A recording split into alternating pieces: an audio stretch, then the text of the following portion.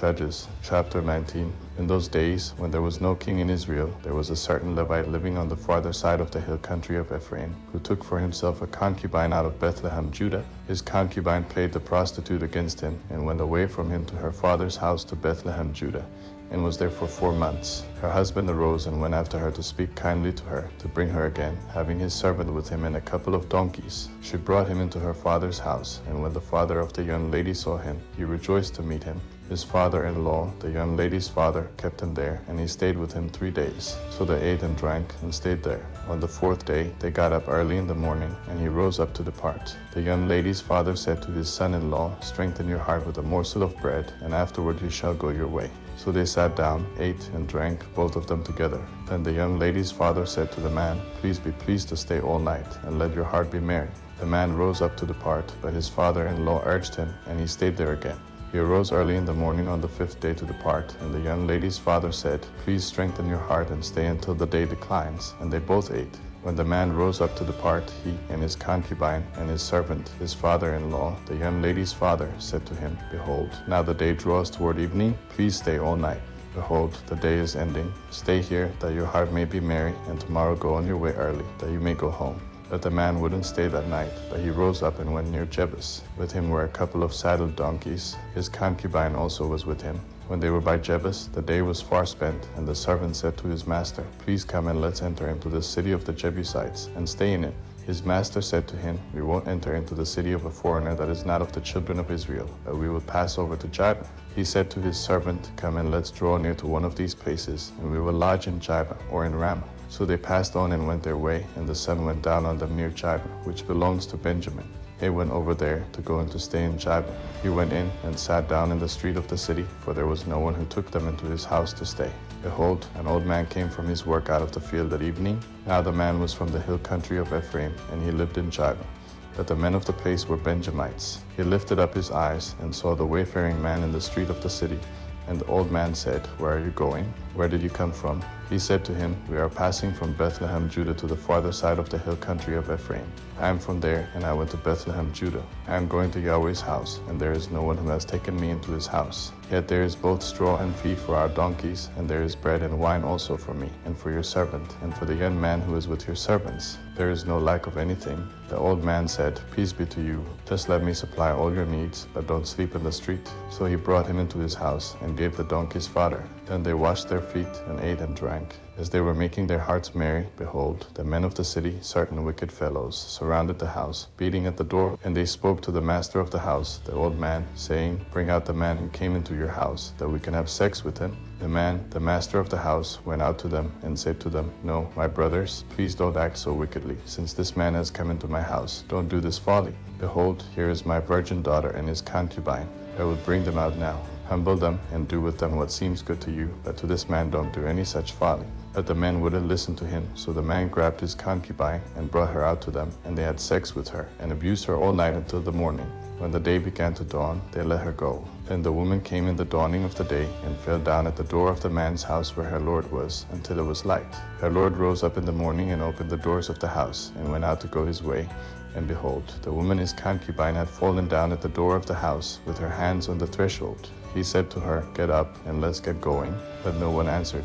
Then he took her up on the donkey, and the man rose up, and went to his place. When he had come into his house, he took a knife, and cut up his concubine, and divided her, limb by limb, into 12 pieces, and sent her throughout all the borders of Israel. It was so that all who saw it said, "Such a deed has not been done or seen from the day that the children of Israel came up out of the land of Egypt to this day." Consider it, take counsel, and speak.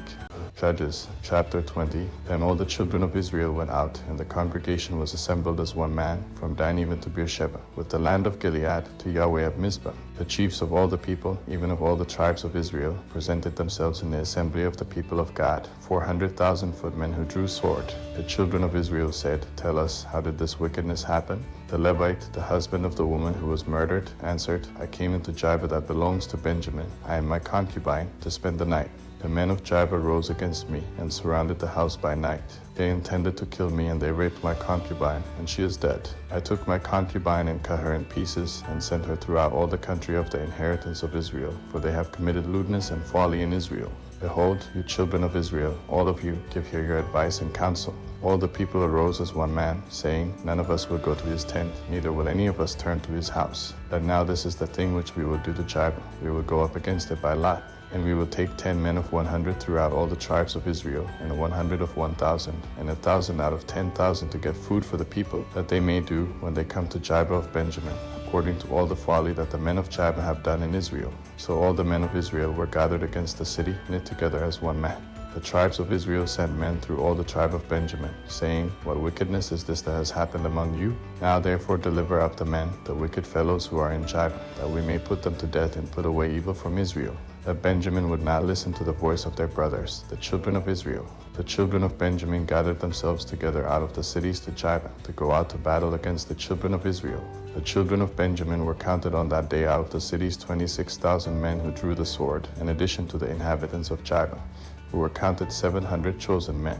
Among all these soldiers there were 700 chosen men who were left-handed. Every one of them could sling a stone at a hair and not miss. The men of Israel, besides Benjamin, were counted 400,000 men who drew sword. All these were men of war. The children of Israel arose, went up to Bethel, and asked counsel of God. They asked, Who shall go up for us first to battle against the children of Benjamin?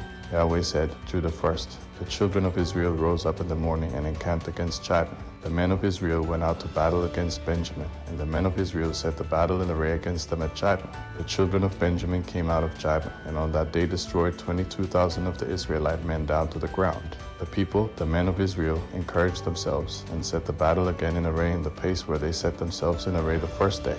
The children of Israel went up and wept before Yahweh until evening, and they asked of Yahweh, saying, Shall I again draw near to battle against the children of Benjamin my brother? Yahweh said, Go up against him. The children of Israel came near against the children of Benjamin the second day. Benjamin went out against them out of Jabin the second day, and destroyed down to the ground of the children of Israel again 18,000 men. All these drew the sword. Then all the children of Israel and all the people went up, and came to Bethel, and wept, and sat there before Yahweh, and fasted that day until evening. Then they offered burnt offerings and peace offerings before Yahweh. The children of Israel asked Yahweh, for the ark of the covenant of God was there in those days. And Phinehas, the son of Eleazar, the son of Aaron, stood before it in those days, saying, Shall I yet again go out to battle against the children of Benjamin my brother? Or shall I cease? Yahweh said, Go up, for tomorrow I will deliver him into your hand. Israel set ambushes all around Jabin. The children of Israel went up against the children of Benjamin on the third day, and set themselves in array against Jabin, as at other times. The children of Benjamin went out against the people, and were drawn away from the city. And they began to strike and kill of the people as at other times, in the highways, of which one goes up to Bethel and the other to Jabin, in the field, about 30 men of Israel.